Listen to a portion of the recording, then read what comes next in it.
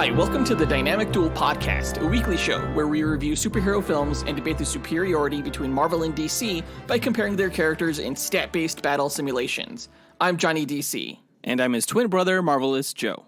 And welcome back to another Duel episode. It has been a while since we have done one of these. Yeah, it's been a few weeks, not since our Mr. Freeze versus Dr. Octopus episode, but this duel I'm just as excited for. I've been wanting to do Lady Shiva versus Shang-Chi for a really long time. Yeah, ever since they announced the Shang-Chi film. Yeah, if you guys are looking forward to the Shang-Chi movie but don't know anything about the character, well, then you're in the right place because we're going to delve all into his backstory and his powers before speculating on how a fight between him and Lady Shiva would go, before running simulations on their stats to find the actual winner.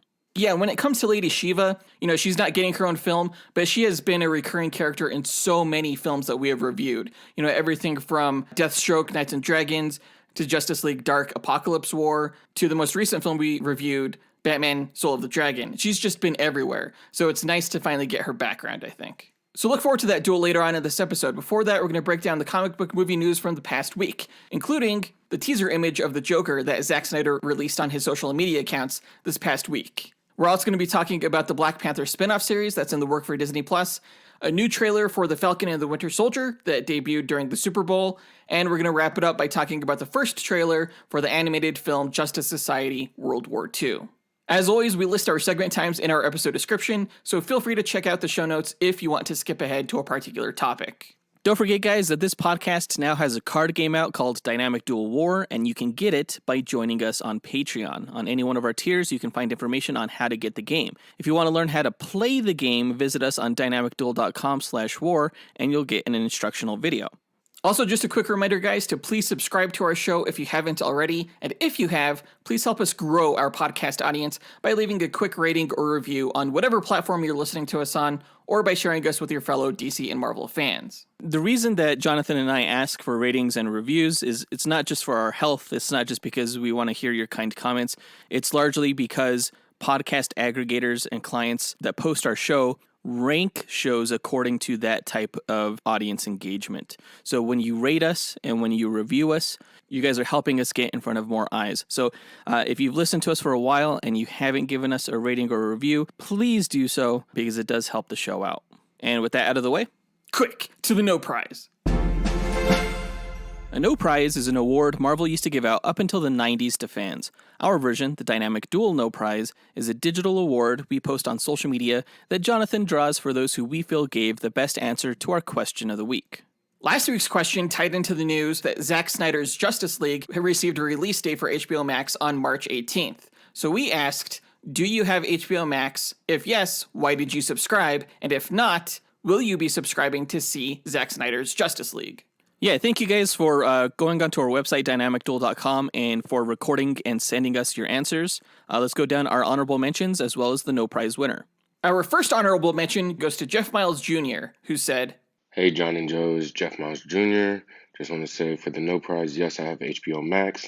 It's very easy negotiations. My mom said I could have hers if I gave her my Hulu. So yes, go DC if you don't like overpowered pings, you don't like superheroes. And Jeff brings up a good point about why you should maintain healthy family relations. Because if you don't do that, how can you guys trade streaming accounts? Yeah, Jonathan and I, even though we are bitter rivals, we at least do share our Disney Plus and HBO Max accounts. So that's always nice. And Jeff Miles Jr. did make an interesting point refuting one of the primary criticisms against DC, that their characters are overpowered. And he said, if you don't like overpowered characters, don't like superheroes. I agree. But to that I say, when all your characters are overpowered, there's no believable stakes. Like, Superman is a god. The Flash can do anything. Green Lantern can do anything. Martian Manhunter can do anything. Wonder Woman can do anything. It's just, when you have these characters, you have no real stakes, no real tension, and no real interest on at least my behalf. No, because with DC, you don't erase the stakes, you elevate them. So, like, our stakes are universal. What the fuck ever? I see the Flash going up against petty thieves. He goes up against some pretty powerful rogues. Don't kid yourself. Sometimes it's cool just to see a character go into God mode, Our next honorable mention goes to Jay Moldenhauer Salazar, who said, Hey guys, I first got HBO Max for Wonder Woman 1984, plus I finally get to watch all of Young Justice now. But blech on everything about the Snyderverse. His grim, dark vision is great for Watchmen, but why make DC characters that aren't fun or fill me full of wonder? I hate everything he's done with DC and won't be watching, unfortunately. Shots fired. You're gonna watch, don't lie. I mean, and as far as like, I'm glad you got HBO Max, that's great. And especially, I'm glad to hear that you got it for Wonder Woman 1984. But I mean, you should know Zack Snyder helped write the first Wonder Woman movie. So you also really like Zack Snyder. I mean, that's a stretch of an argument right there. Yeah, Zack Snyder did help write the story for the first Wonder Woman, but he certainly didn't direct it. And Patty Jenkins certainly did not bring with her a Snyder-esque approach to her direction of that film. I do see where Jay is coming from. Yes, Zack Snyder was trying to bring a sort of grounded real-world approach to these godlike characters and explore exactly how fantastical and or horrifying that could be in the real world. But I think that those type of films have their place with specific characters, and that character should not necessarily be Superman. You look at something like the MCU, and their films are pretty lighthearted, with the exception of the Captain America movies, which I think get into the gritty side of what can happen with these costumed vigilantes. But you look at like the tone of the Iron Man films, I think that's the tone that Superman should be striking. Something a little bit more lighthearted, something a little bit more awe-inspiring. That's fair. Yeah, that's a fair criticism. But in that regard, Zack Snyder does a pretty good Batman. Yeah, he does a fantastic Batman, I think, which is why I was a big fan of the extended cut of Batman v Superman. Yeah. Again, I can't say this enough. If you guys haven't seen the ultimate cut of Batman vs. Superman, check it out. Our next honorable mention goes to Michael Haggerty, who said, Hey guys, Michael Haggerty here. Yes, I do have HBO Max, and I actually subscribed the day they announced the Snyder Cut after crying a lot because it finally happened, and I've loved it since. Awesome. Awesome content. I also subscribed to the day that they announced the Snyder Cut. I didn't see it coming. I didn't think it was going to happen, but it did, and it was just beautiful, especially for all the fans who really pushed for it. I wasn't one of those fans, but the movie came about because of the fandom and the commitment to Snyder's vision, which is just great, particularly for them. Did you cry too? I mean, I wouldn't say that I cried. There was something in my eye, though. Joy. You know, if Michael and I were in the same room, we definitely would have hugged it out.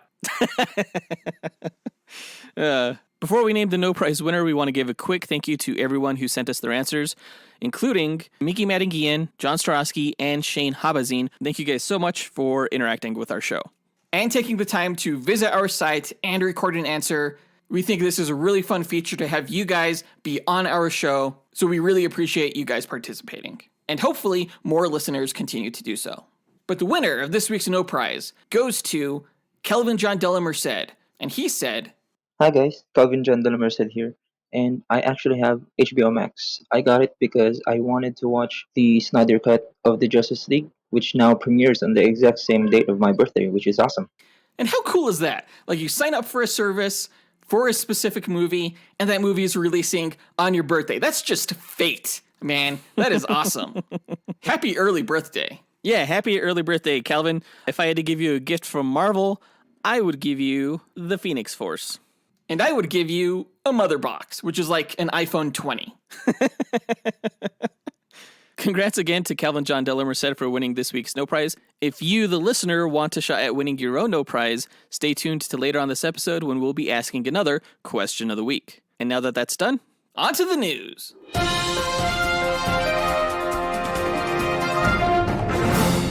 Okay, so this past week on Zack Snyder's social media accounts, he released a sneak peek teaser image of Jared Leto as the Joker. And I gotta say, even though it's blurry, it looks a lot better than his Suicide Squad look. It looks way different from his Suicide Squad look, and thank God, because his Suicide Squad look was absolutely the worst part of that movie. And there was a lot of not great things in that film. But he almost looks to me more like the Joaquin version of the Joker. It looks like he has long hair and sort of like a balding hairline. Yeah, I think that may be intentional, just to keep up continuity with the look of the Joker across, some of the films that he's been the most popular in, like the Joker, like the Dark Knight. I've seen a lot of people say he resembles Heath Ledger as well. But yeah, he definitely has longish hair, definitely has a receding hairline. It looks like in the photo he's wearing like a surgical mask, which is interesting. And he's wearing like surgical gloves, or maybe just like dishwashing gloves. But it's very sinister. Yeah, and he's holding up a Joker card. Yeah, and it looks like there's like some blood splatter on it. And he's also giving you the finger, which is very Jared Leto's Joker, I feel. The way they kind of blurred this image, I don't know if it was an actual still from the movie and they just had some cool cinematography going, but the way this image is presented, it's simultaneously blurred, but also crisp. It's a little bit hard to describe. It's almost like they used an oil paint filter in Photoshop and then blurred that. Yeah, I think it's definitely a filter. So who do you think the Joker is going to be performing surgery on? Oh, man, I have no idea. He's probably locked up at this point. Maybe he's locked up with Lex Luthor. Maybe they're going to do this as a way to, like, recast Lex Luthor, like he just does facial surgery on him, like plastic surgery. I have no idea. It's intriguing as hell, though. Maybe he's performing plastic surgery on himself to remove all of his tattoos. Like, he peels off his face and maybe we'll get, like, false face Joker. There is precedent for him removing his face in the comic, That would be really twisted. And that would probably explain maybe why the movie got an R rating from the MPAA.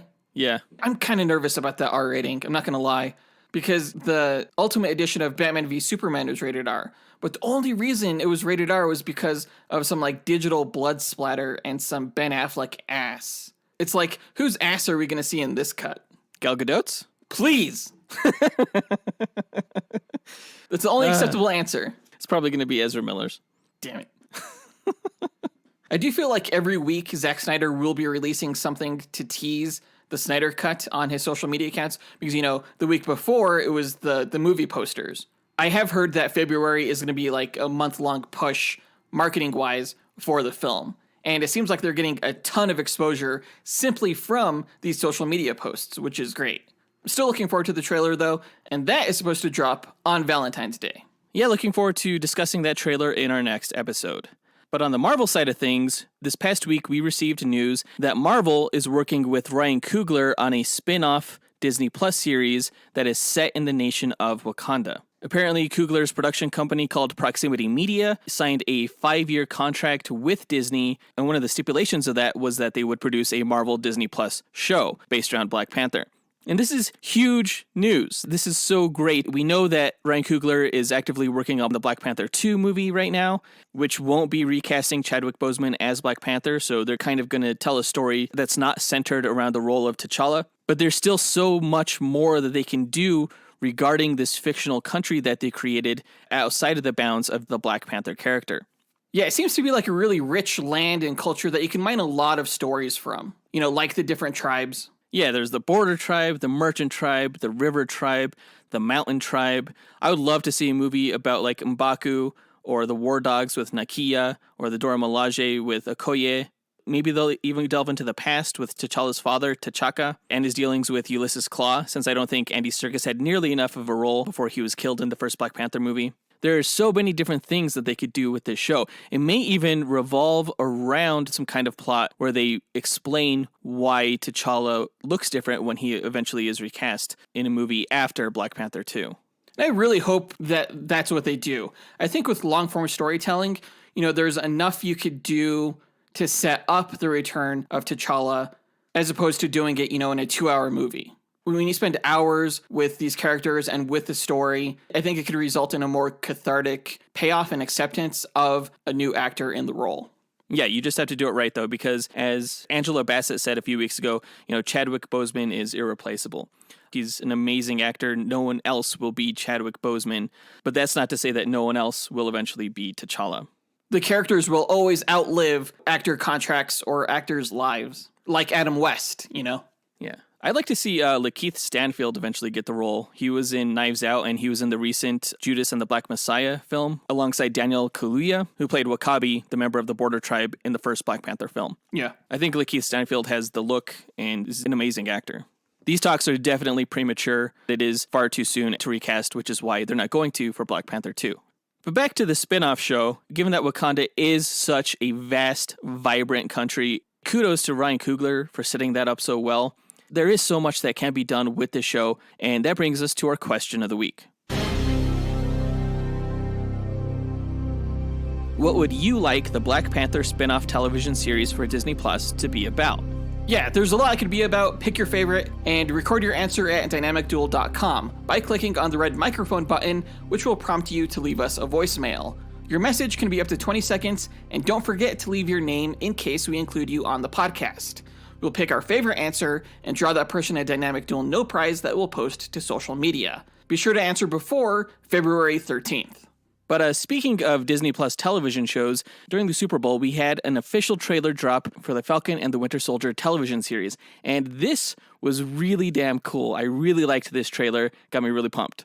Yeah, I actually didn't see it during the Super Bowl. I guess it was only 30 seconds, but they released a 2-minute trailer online. This trailer was badass. I like the vibe that it sets between the two characters. They have an antagonistic but friendly relationship with each other, and I think they really play that up by showing that, you know, they're going through group therapy and they kind of like rag on each other while they're fighting other people and stuff like that. I think this series has a lot of potential for comedic value, in addition to all the cool action and set pieces that we see.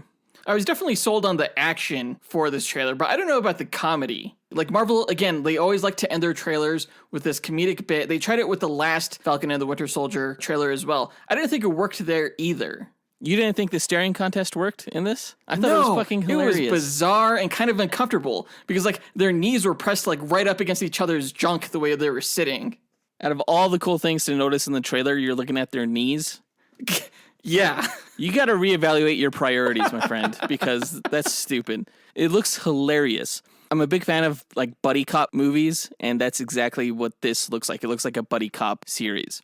The Madripoor set that they visit looks really dang cool. It looks like everything that I thought it would look like from the comic books. Madripoor is a fictional Southeast Asian island within the comic books, and it's full of villains, and they are visiting that location within the series, and it looks awesome. We also get a great shot of Zemo again, Baron Zemo, and he's holding his mask. Yeah. And he's talking about how he's not finished. It was just so sinister. He's definitely one of the most successful and awesome villains that the MCU has had to offer so far, from his appearance in Civil War. Yeah, I can't wait to see him in the mask. I think that's going to be pretty cool. I wish they would have had that for the Civil War movie. Yeah. One thing that these trailers haven't really delved into yet is U.S. Agent, John Walker's and the government's takeover of the Captain America mantle. We just keep seeing like these brief bits of him like going out onto the football field and people celebrating him and stuff, but we haven't really seen him in action or anything yet. It kind of seems like Disney Plus is trying to get people to think that Captain America is in the series. And I wonder if that's why they keep showing U.S. Agent from behind, you know, not showing his face. Oh, that's a good theory, actually. Like, if you didn't know that was a U.S. agent, you'd be questioning who that was. Yeah, I didn't even think about that. Totally. You'd be like, Chris Evans is back as Captain America in this show. I have to watch it. Or you'd assume that you're looking at a flashback or something like that. I thought it was really cool the way Falcon wielded the shield within this trailer. He looks really cool throwing it, and then Bucky catches it, you know? Yeah, it's almost the same way that he and Captain America were tossing his shield back and forth between each other when they were fighting Iron Man in Civil War. Yeah, we all know that Bucky knows how to use the shield well. And in the comics, both Sam and Bucky have taken on the Captain America mantle when Steve Rogers has been MIA. You just gotta love seeing them use the shield. It's really cool. The other cool surprise within this trailer was that, well, we knew that Sharon Carter was going to be in the show, but we didn't know the extent of her role or if she was going to get any action. She totally gets some action. She kicks some ass. It looks like Emily Van Camp is turning out to be quite the cool character. And I wonder if she's still going to be working with the CIA or if she's going to move on to SWORD or some other organization. Yeah, I guess S.H.I.E.L.D. still doesn't exist. It looks that way according to WandaVision, at least. That last action scene where like the Winter Soldier gets kicked off of a semi and then he's like grapples to the side with his cybernetic arm. The distance between his head and that spinning wheel just like unnerves me. It was such a good scene. I was like literally on the edge of my seat.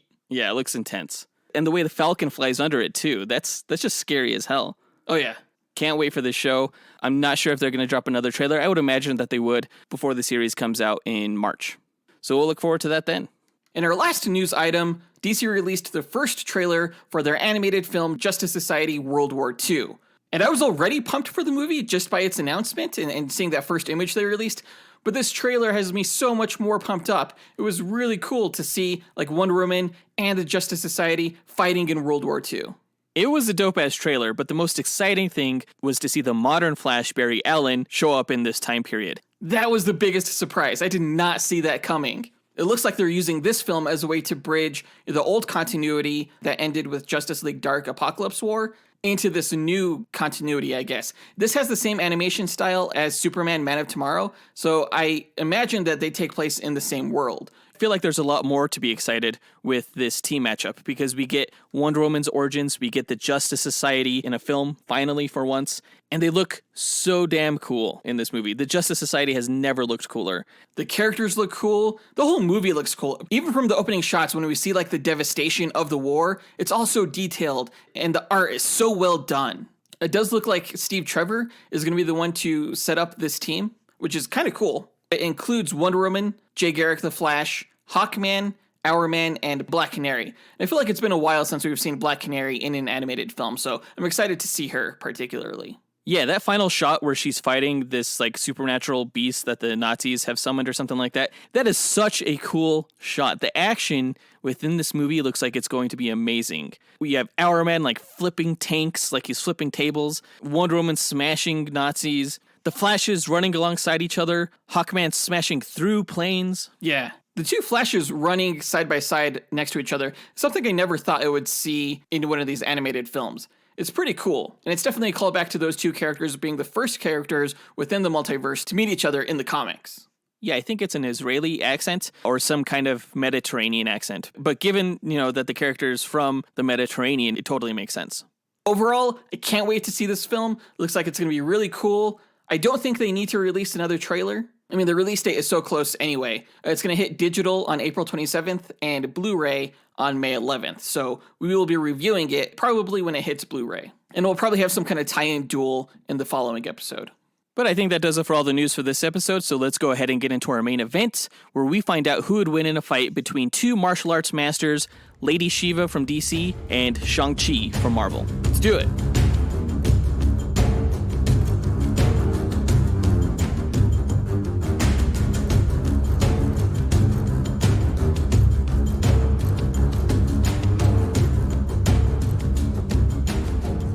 Okay, Lady Shiva versus Shang-Chi. As we mentioned earlier, we've been looking forward to doing a Shang-Chi episode for a while now.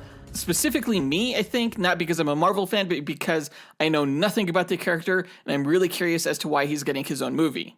Because he's a fucking badass. He's the master of Kung Fu. Do you like Kung Fu? Heck yeah, I do. Well, then you'll love Shang-Chi. Sweet. You'll also love Lady Shiva. Not so much. I mean, not only is she a master of Kung Fu, but like every other style of martial arts out there. Which is why we decided to pit these two characters against each other. They have a reputation for being the best fighters within their respective universe. Again, guys, if you are looking forward to the Shang-Chi movie, but like Jonathan, don't know anything about the character, this is the episode for you because we're going to learn all about both him and Lady Shiva. Yeah, if you've never listened to one of our Duel episodes before, the way we determine a winner between these two characters is by running 1,000 Monte Carlo simulations using their statistics. What's a Monte Carlo simulation?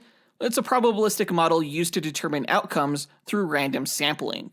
In our case, the model randomizes statistics along a normal distribution, which is a bell curve, as a way to simulate the many variables that can occur during the battle. The stat parameters we use are based on the official Marvel Power Grid, and we use that criteria to extrapolate the DC character stats. We've included some additional stat categories of our own, such as range, damage, potential, and perception, in order to create a more complete and robust simulation. Now, running these 1,000 simulations gives us a percentage of wins for each character, and we declare the one with the higher percentage to be the ultimate victor, given that they're more likely to win any given battle. Now, no character ever wins 100% of the time. Comics have shown that there's always a way for Batman to defeat Superman, so we feel our method falls in line with the precedents that have been established in the comic book stories. And we use this method because it was the least subjective, most unbiased way to determine who would win. Of course, Jonathan and I are both heavily biased toward our respective allegiances, and instead of debating these matches forever, we just let the math decide for us. So there's no fan votes here, and no relying on just feats. But before we run the simulations, we like to break down each character's histories and abilities before improvising a scenario on how we imagine one of the 1,000 simulations we run would play out beat for beat. And I think this time it's my turn to go first, so let's learn all about Lady Shiva. Now, Lady Shiva's birth name is unknown, though we know that she was born in a small, poor, remote Asian village along with her sister. Their village was under the control of the League of Assassins, who trained the village's inhabitants to become warriors for Ra's al Ghul, who you can learn more about in our Ra's al Ghul vs. Red Skull episode. Shiva and her sister proved to be prodigies in martial arts, and they managed to escape their village, fleeing to America and taking up residence in Detroit, Michigan, as Sandra and Carolyn Wuson, respectively. The two sisters were very close and developed a means of communication by reading each other's body movements and body language as they continued to practice their martial arts skills over the years, training for the day the League of Assassins should ever find them. That day came sooner than they thought, as the League's top assassin at the time, David Kane, found the young sisters in Detroit and observed them as they sparred. Kane recognized that Sandra was the more skilled fighter who easily calculated killing blows, but hesitated due to her love for her sister Carolyn. Sensing a kindred killer instinct in Sandra, and feeling that her sister was holding her back, Kane secretly killed Carolyn. Whoa. When Sandra found her sister's body, she swore revenge on whoever killed her. In her quest, she met and trained under the martial arts grandmaster, O-sensei, who pitied and cared for the young Sandra, making her his goddaughter. When her training was completed, Sandra took on the name Lady Shiva, based on the Hindu god of destruction, and began tracking down her sister's murderer, killing anyone who stood in her way. She was eventually duped into believing that Richard Dragon, a student of O-sensei's after her, was the one who murdered her sister, and she attempted to kill him in revenge. The two fought to a draw and realized that they had trained under the same master. Determining Dragon was not her sister's killer, she became his ally, recognizing that as a secret agent for the Global Organization of Organized Defense, aka GOOD, Richard was often placed in dangerous situations, which she was attracted to since they met she could hone her skills in preparation for one day killing the man that killed Carolyn. Dragon and Shiva were often joined by another of O-sensei's students, Ben Turner, on their missions, and you can learn more about Ben Turner in our Bronze Tiger vs. White Tiger episode. During a mission to China, Bronze Tiger was kidnapped by the League of Assassins in an attempt to recruit him. Rescuing him and recognizing the League, Shiva tracked them and discovered that Kane was responsible for her sister Carolyn's death. While following Kane with lethal intention, Shiva was lured into an ambush and was overwhelmed by the League's numbers.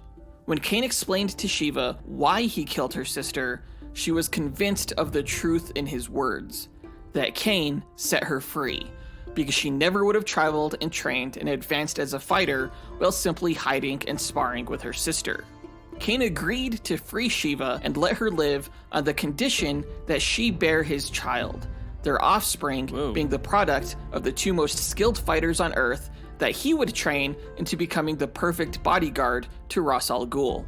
That's a little strange. Yeah. Disgraced, Shiva lost her motivation to live, and she agreed to sire an assassin in the hopes of creating someone worthy and capable enough of killing her in combat. Shiva soon gave birth to a daughter and relinquished her to Kane, who she never saw again. That got pretty dark pretty quick. It did, yeah.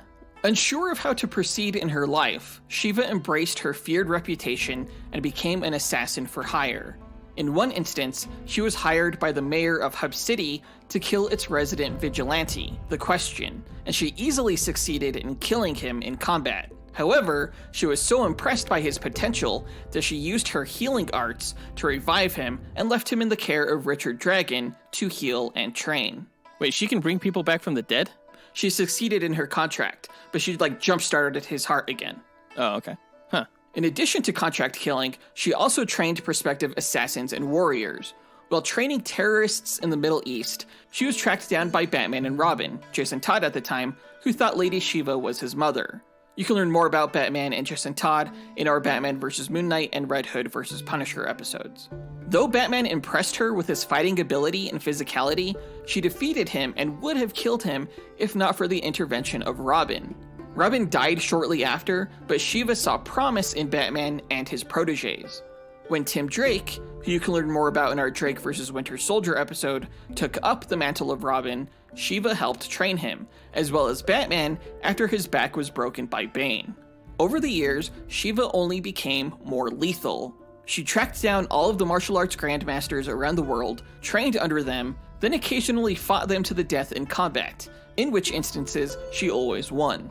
Her profession also caused her to cross paths with numerous vigilante heroes within DC, including Green Arrow, who helped her, Batman, and the Question find the remains of O-Sensei's late wife when he hit the age of 150 and decided it was time to die and be buried next to her. She became renowned in the criminal underworld and was eventually hired by the League of Assassins to train their warriors. Her attention returned to Gotham City, however, when she heard of a new Batgirl, Cassandra Cain, who is an exceptional fighter. You can learn more about Cassandra Cain in our Batgirl vs. X-23 episode. By the time Shiva arrived in Gotham City to test Cassie, however, she had lost her fighting ability.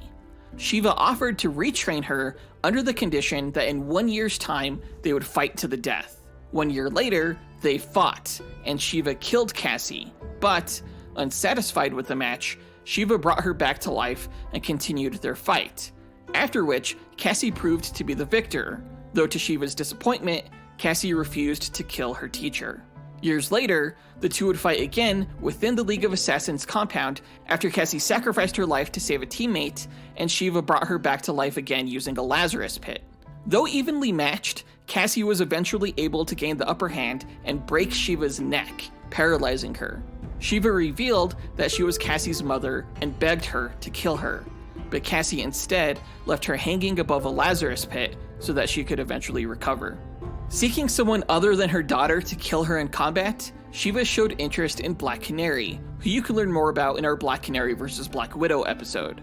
Both Black Canary and Shiva studied under a master named Sensei Otomo, whom Shiva greatly respected, and Shiva agreed to take Black Canary's place in the Birds of Prey team for a while in order for Black Canary to continue furthering her training. Taking on the name Jade Canary, Shiva eventually left the team after being defeated by the villain Prometheus when he programmed her fighting skill into his brain. She still, on occasion, continued to aid the Birds of Prey later when they needed her help, however. Recently, in post-Flashpoint continuity, Shiva was revealed to be a double agent within the League of Assassins, leading a secret organization within the League known as the League of Shadows, intent on overthrowing Ra's al Ghul. Ra's al Ghul found out about the League of Shadows and shot Shiva in the back as she was reconciling with her daughter Cassie. He then took her body back with him to revive her in a Lazarus pit and brainwash her. And that's her history so far. Now, abilities-wise, Lady Shiva has no superpowers, but is, in Batman's own words, the best fighter alive. She's mastered all known and forgotten forms of martial arts, and she's highly literate in body language, capable of predicting and reacting to opponents' moves before they make them.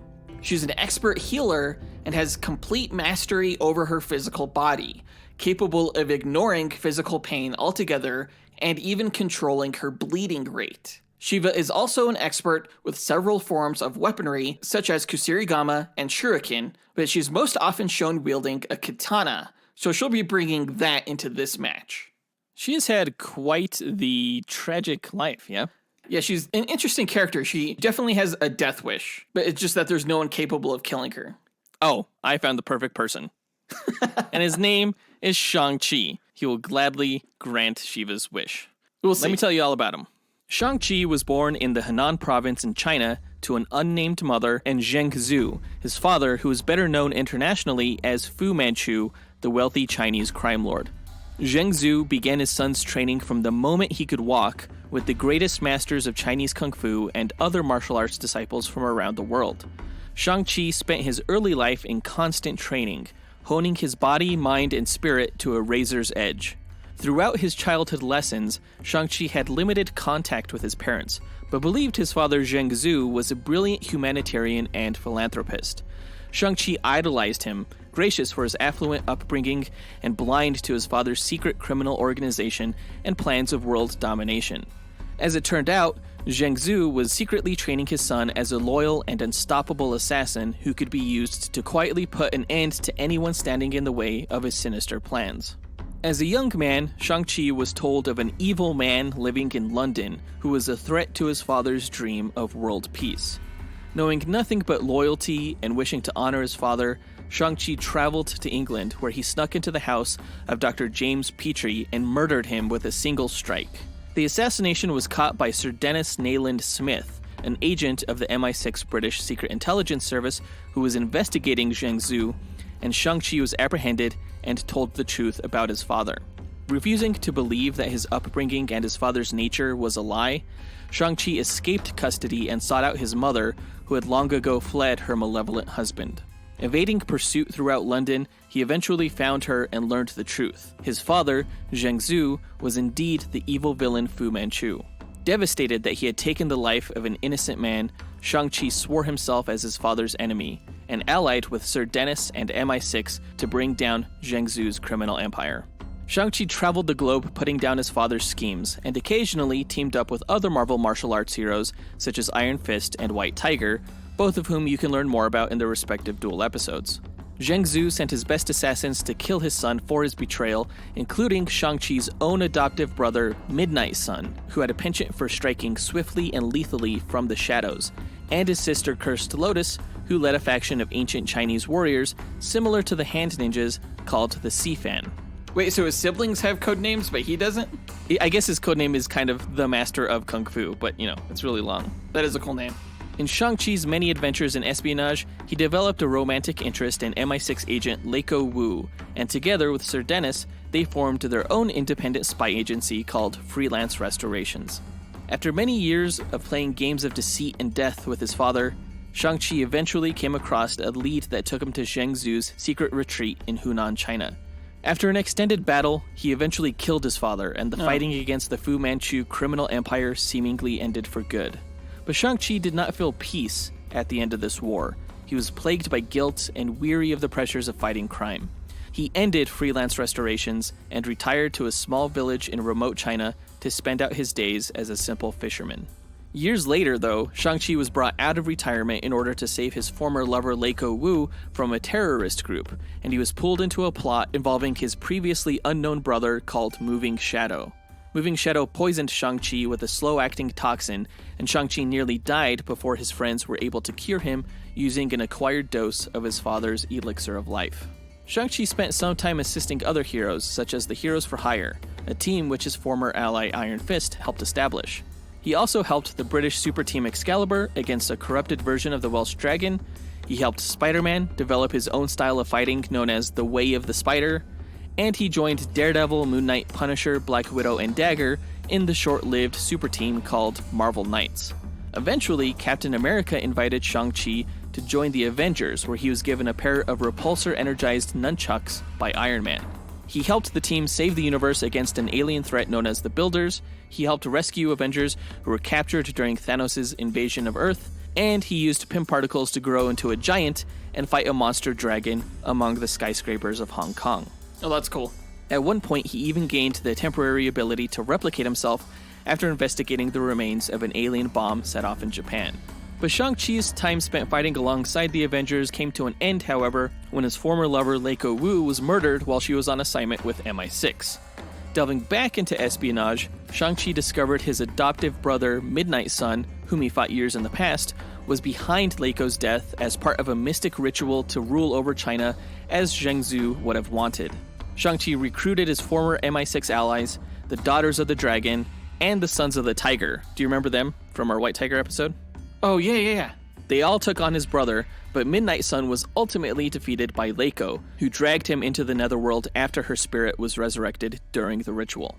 Shang-Chi later joined other Asian-born and Asian-descended heroes as an agent of the Atlas Foundation.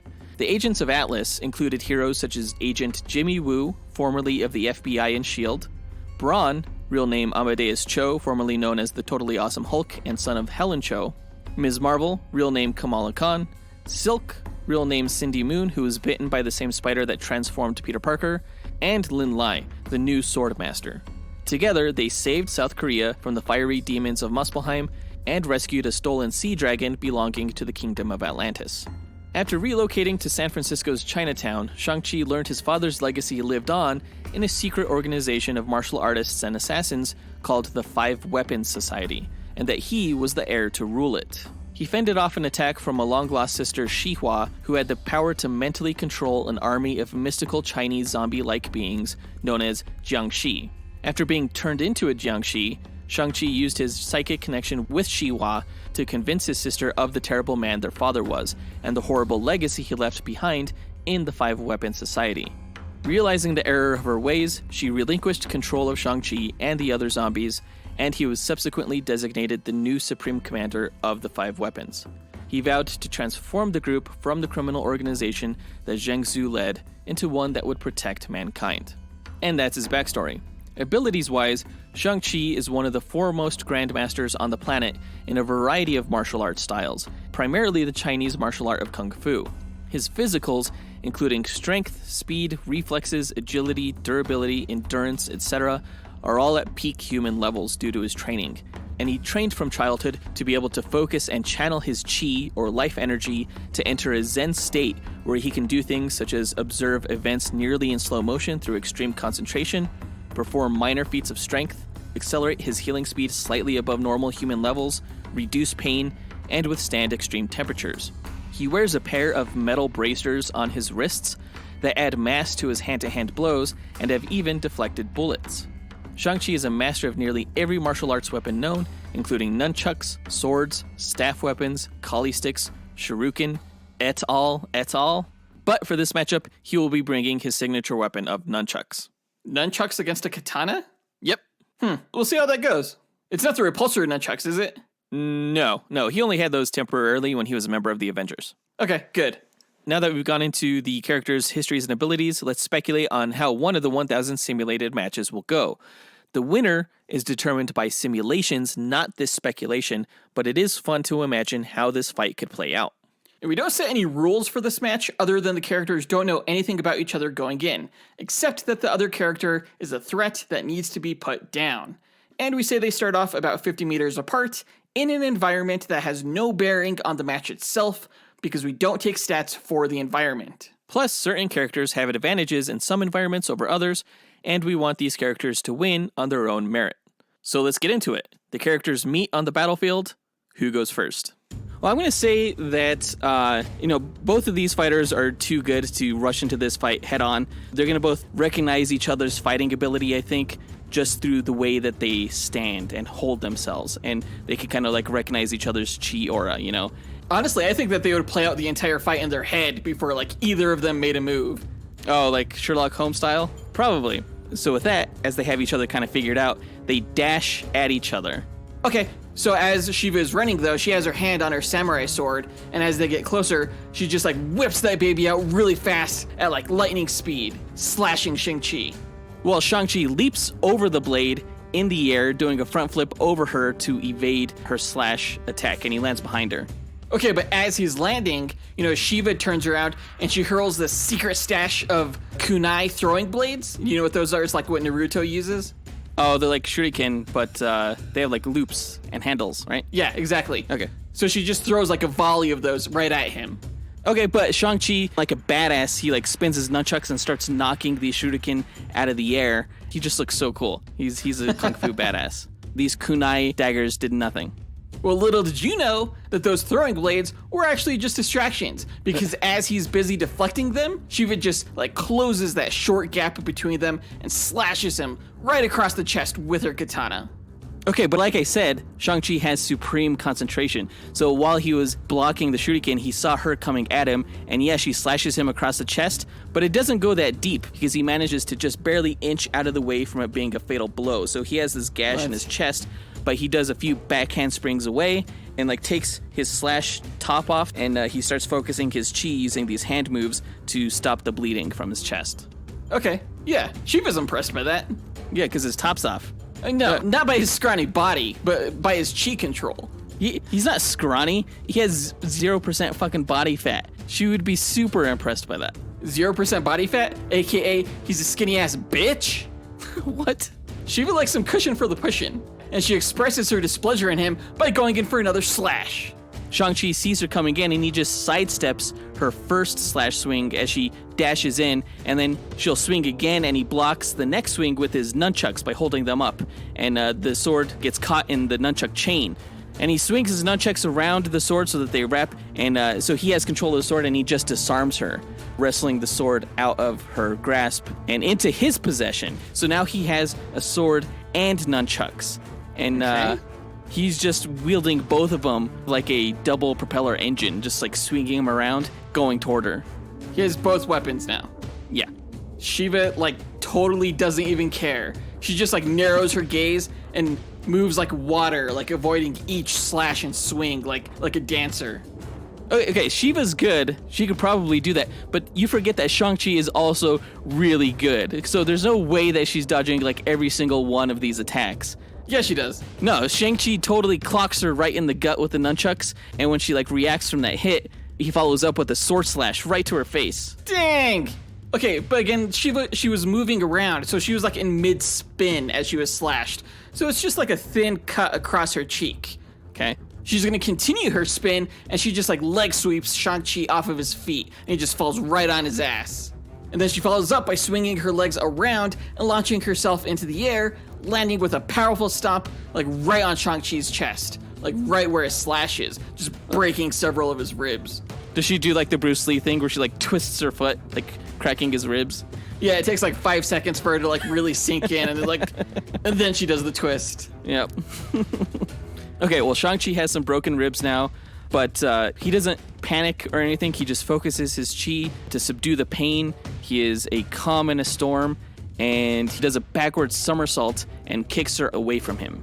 Okay, so they'll probably have a little bit of time to recuperate, but Shiva's gonna want to take advantage of this moment, right? So she just charges him, and as she's running towards him, she tosses her katana so it, like, sticks at a slight angle into the ground in the path ahead of her, and she hops onto it, like, right onto the end of the handle, using it like a springboard to just fling herself really fast through the air, into Shang-Chi, faster than he can react, and she just plunges her hand, like, right into his neck, crushing his windpipe.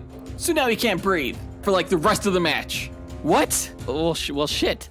Yeah, that would do some serious damage. It's always crazy when the trachea, like, gets smashed. So Shang-Chi falls to his knees. He's not able to breathe. Maybe a little bit of panic sets in right now. That's right. Because I'm not sure how he's going to get out of this one. I'll tell you how. By death. Shiva just swings her sword down on him, dealing the final blow, decapitating him.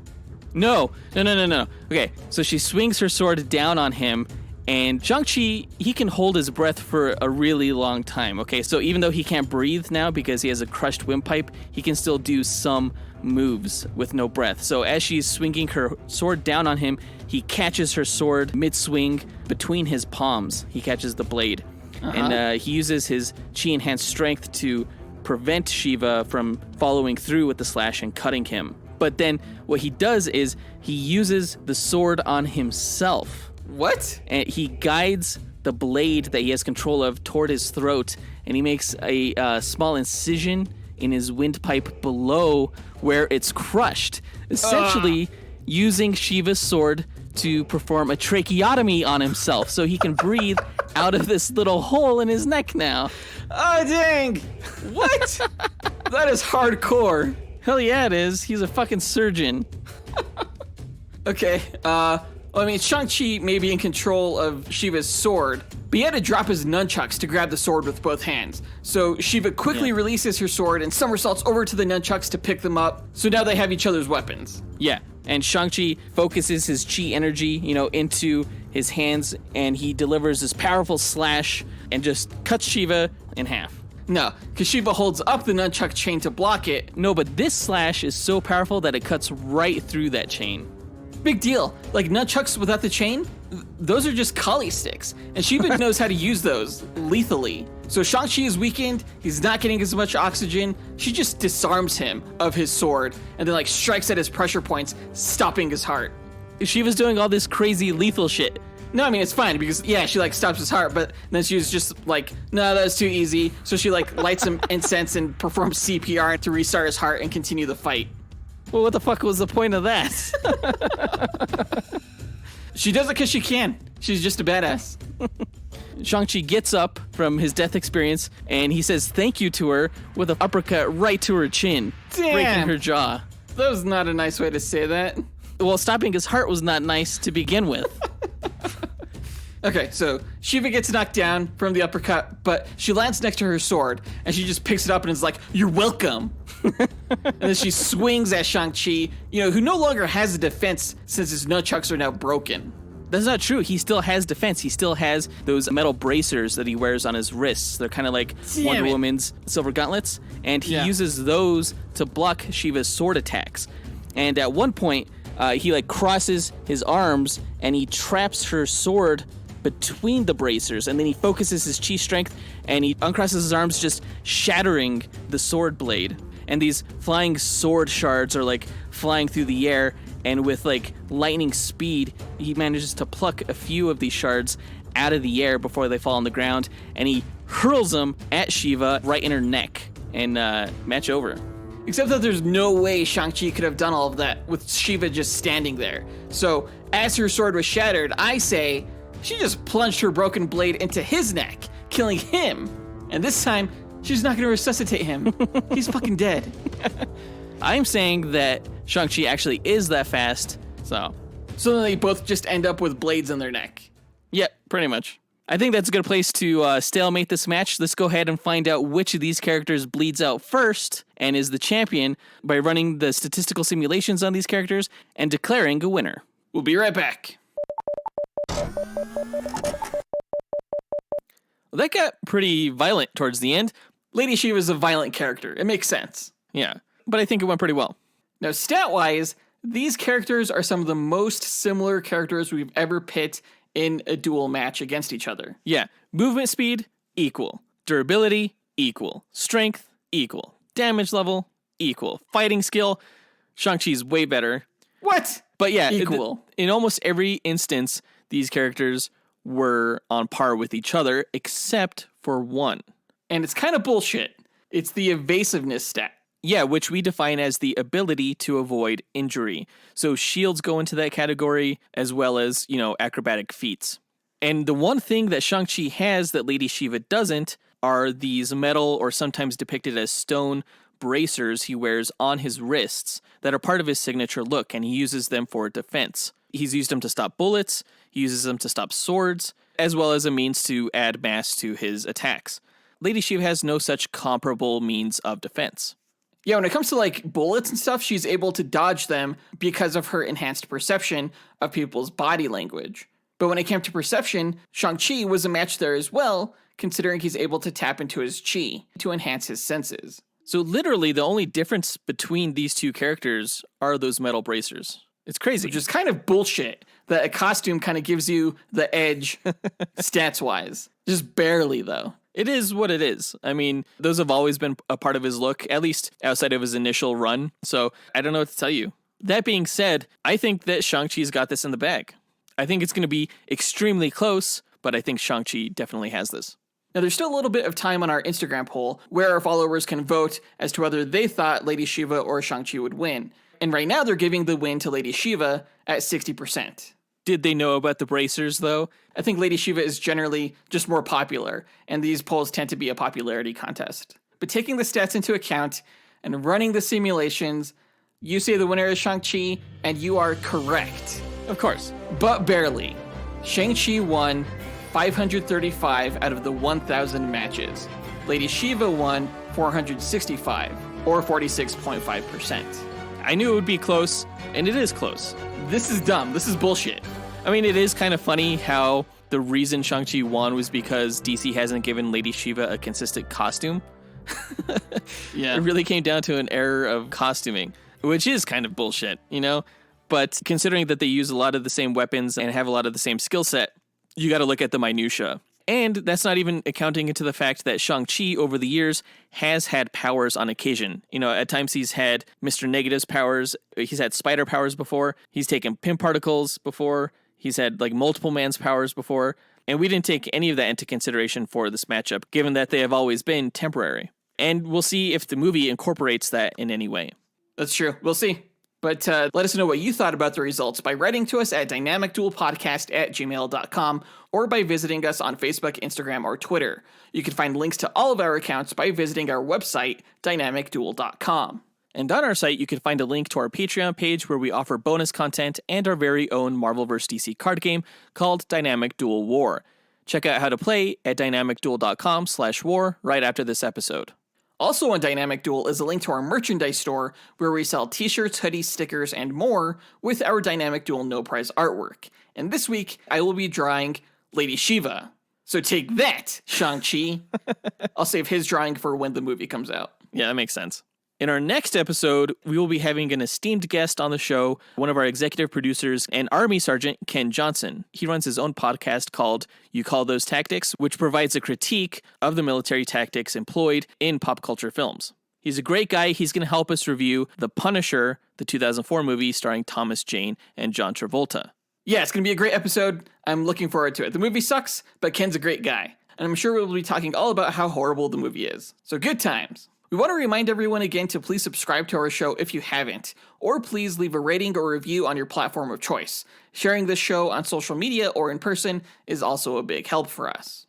We want to give a big thanks to our executive producers, Ken Johnson, Jace Crump, John Starosky, John Speas, John Bechinina, Isaiah Bethune, and Zachary Hepburn for helping make this podcast possible. And we'll talk to you guys next week. Up, and away. True believers.